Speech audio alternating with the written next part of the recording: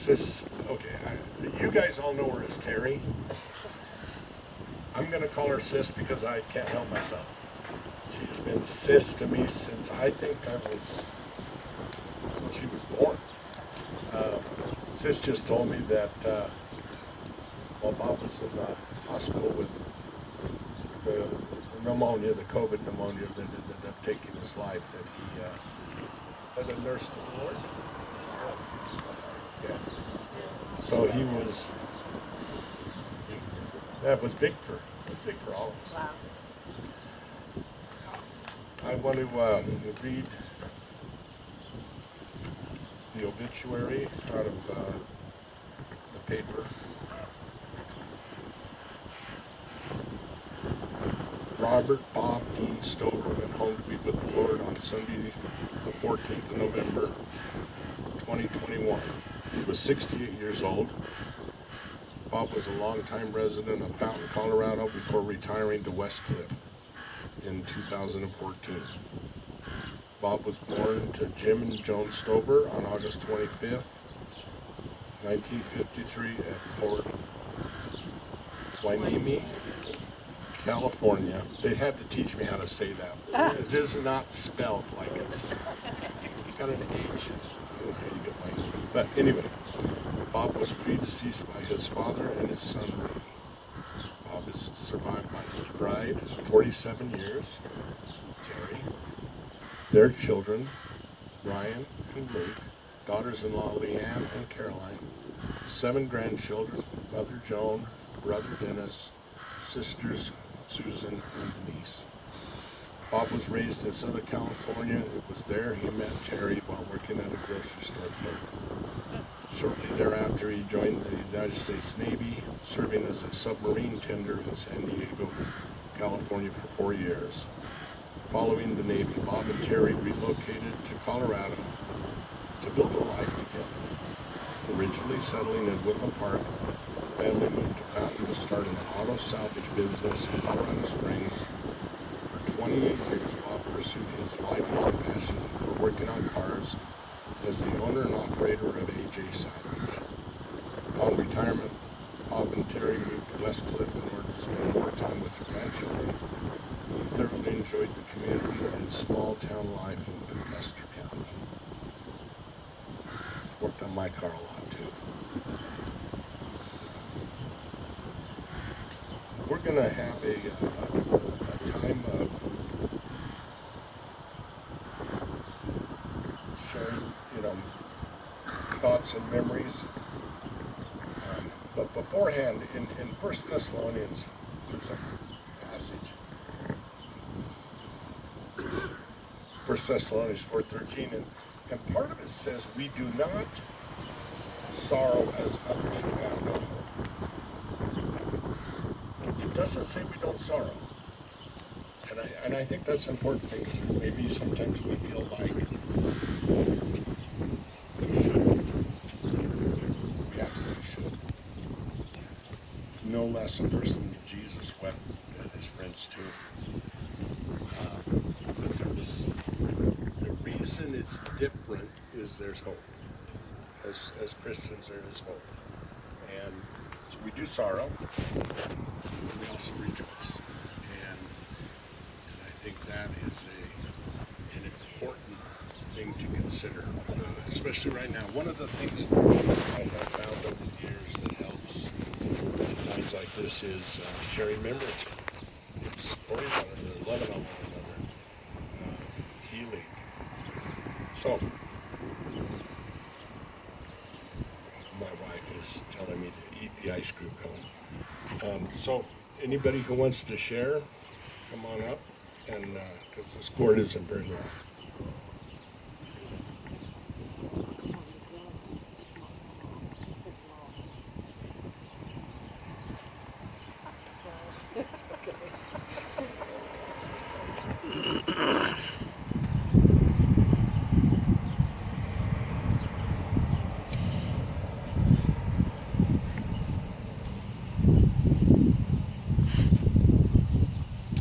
I first met Bob and Terry when I was in 8th grade, and my aunt and uncle moved in across the street from the Stovers.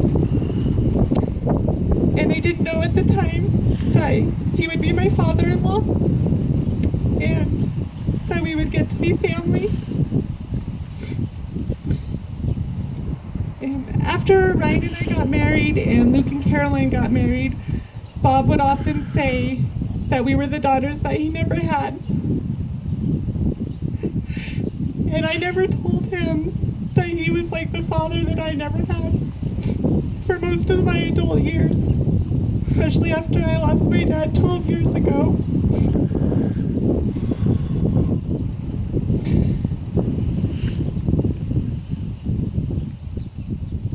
So if I could say one more thing to Bob, I would tell him thank you for being a great dad to me and Ryan, and a special grandfather to our kids.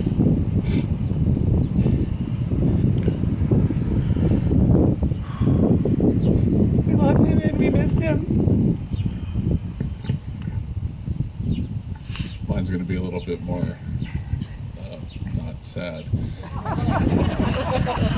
So I am very hard on equipment, and as many of you know, in my line of work, but I would always be breaking things, and the first thing that would happen is I'd come either call or drive down and find my dad, and he would always say something he learned in the Navy on the submarine tender, which was, you can fix anything but the break of day and a broken heart. And so, as true as that was, it's still true today, because we're still trying to work through that broken heart part. So I really appreciate all you guys coming out, so thank you.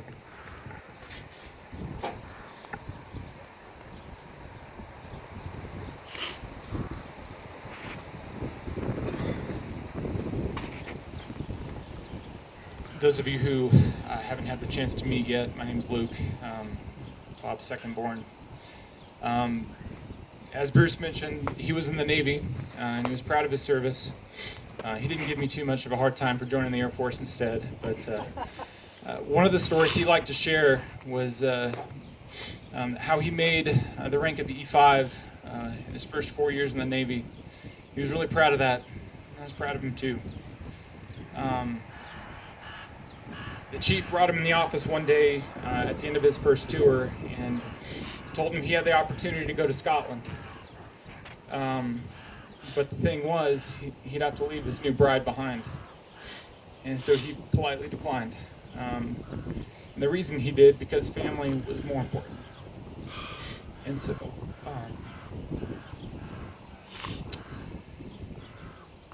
I like that story because it manifests itself not just then, but throughout the rest of his life. Family was more important. And so instead, he brought his bride out to Colorado to start a new life. And so I am the benefactor of that, being born and raised in this beautiful place, and we have roots here now. I'm very thankful that he had his priorities right, and that he made that choice so many years ago. And I'm very thankful that he set the example of always putting family first.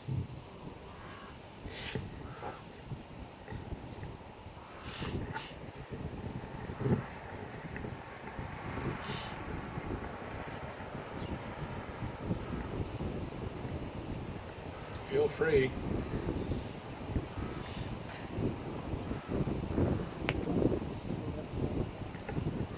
Come on up, sir.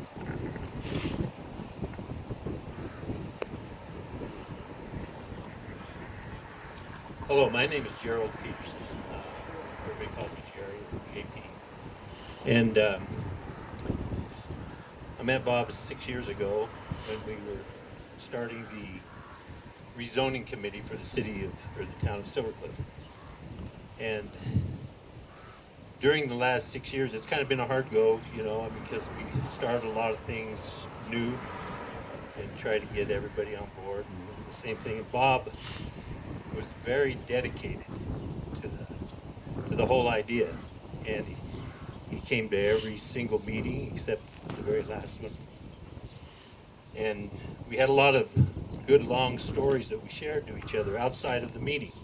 In fact, the last communication I got from him is, boy, do I have a long story to share with you. But the one thing that I found interesting as time went along is sometimes Bob asked really simple, sometimes stupid questions. And it confused me because he's an intelligent guy. He was always up with exactly what we were doing. And I realized that because of my own attention deficit and some of the others in the committee, we'd get on long stories all right, but they were way off. And so he had asked this question to very gently nudge us back to the table instead of saying anything hard or crass, and say, let's get back to the subject. And I found that just not intelligent, but very sensitive. And that's the way he was. In fact, if he was up here talking to us today, we probably wouldn't be able to hear him. So many times I'd say, Bob, speak up, speak up. But anyway, one of the reasons I'm here and why I wanted to speak is to thank the family for sharing. Thank you. We will miss him.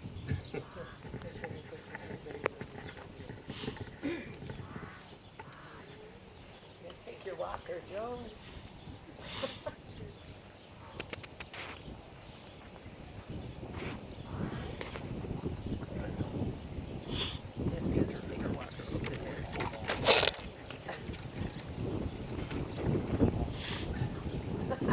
I have had the honor and the privilege of knowing Bob since he was born.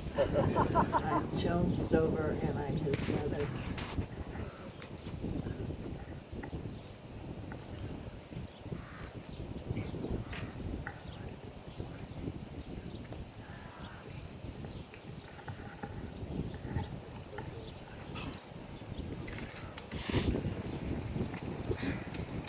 Well, my name is Susan, and I'm Bob's sister. And I will miss him so much. Even though I live in California and they live in Colorado, the distance has been very great, and that's kind of our enemy is the distance. But anyway, I just want to tell you just one thing. I think it was when I was about 16, back when vans were popular and you named your vans and all that kind of stuff. We had a place, I don't know if you all know if they had it out here or not, but it's called Bob's Big Boy, and it was a drive-in, and they put your trays on your windowsill, or your window doodads, and he took me, his 16-year-old sister, lucky sister, kind of on a date, if you will, to Bob's Big Boy, to the drive-in. And that was so special to me that my big brother would do that in his van, blue van, named Margaret.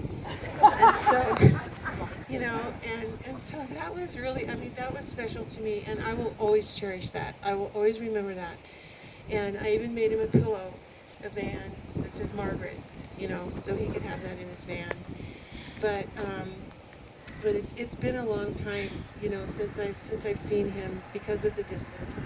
But we would talk on the phone sometimes, and I remember the last thing he helped me with was buying my vehicle, because I had some questions about that, that I couldn't really ask anybody else. So I thought, I'll ask my big brother Bob, and he'll help me, and he did, and I really appreciate that. So anyway, that's I love him, and I will miss him.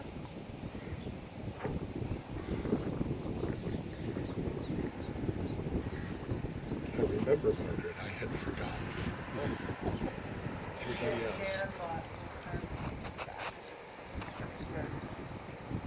You bought blue carpet for Dr. Margaret for his birthday. You did.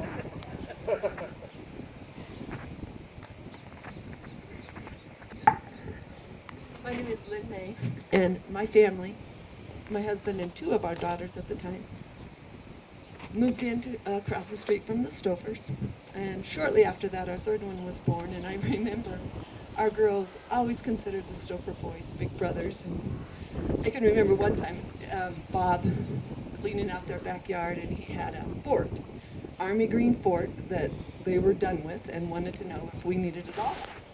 And of course we did. So on the forklift, across the road, into the backyard, and within hours it was painted Barbie doll pink. Much to the whole Stouffer, maybe not Terry, but the whole Stouffer clan, you know, a disgrace. But what I remember about Bob, always, always, always there to lend a helping hand. My husband was a coach, and one time specifically, we were at a football game in Woodland Park, and we had just gotten a car, a Standard, from Bob and Terry. And you know, the girls were little. We had diaper bags, I had toy bags, I had snack bags, I had coats. We had 15 things plus 3 toddlers, and I had parked on this really steep hill. And I remember getting my kids in their car seats and getting all the bags in and the door shut, and taking a deep breath and thinking, holy moly, how am I going to get this Standard up the hill without hitting the car behind me? And I just happened to look out the driver's side window, and there's Bob right there to talk me through so I wouldn't ram into the car behind. But he was always there to grab a bag, to grab a kid, you know. And I remember when we met him, he was a 4-year-old teacher, Sunday school teacher. Yeah, bumblebees, they came to his knee. Bumblebees, they came to his knee, Terry said, at the First Presbyterian Church in Springs. And I just remember thinking, gosh, what a giant man with a wonderful heart for people, especially children. He'll be missed.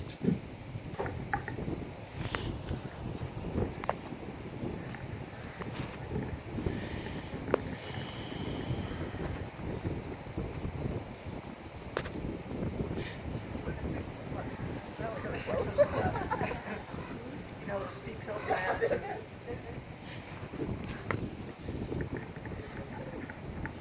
Hi, I'm Ansley Stover. I just wanted to say that Grandpa Bob always said he'd make you a jewelry box from all that, and he made Grammy one. And I wanted to thank Daddy for making it for me for my birthday anyway. It was really special.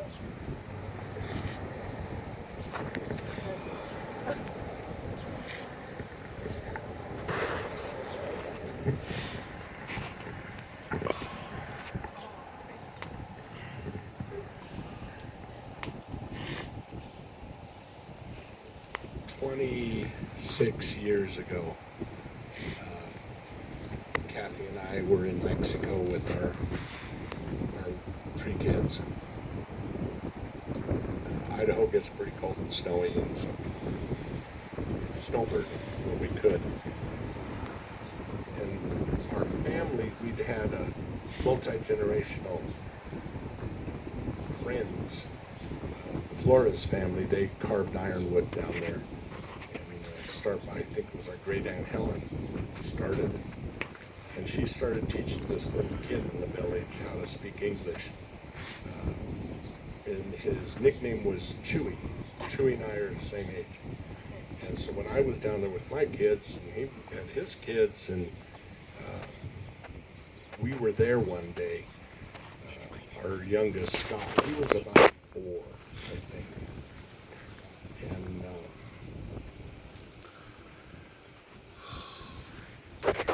so it isn't like I hear God talk to me every day, but there's times when God has clearly impressed upon me, and that moment, and it was really out of the blue, we're in this little real shack where he's getting ready to cut some ironwood, and God impressed on me, you need to watch. This is important, and you'll need this one day. I mean, we're just standing there talking, and he's got a big hunk of ironwood and a little hatchet, and he starts knocking the bark off. And out comes a scorpion. Little bitty guy. and something really interesting happened. My 3 kids hid behind me, as well they should. His kids and nieces and nephews all came running forward asking for it. Chattering. I got a little bit of Spanish, but I couldn't begin. They were so excited. And his little boy, everybody had nicknames. His little boy was Shamil.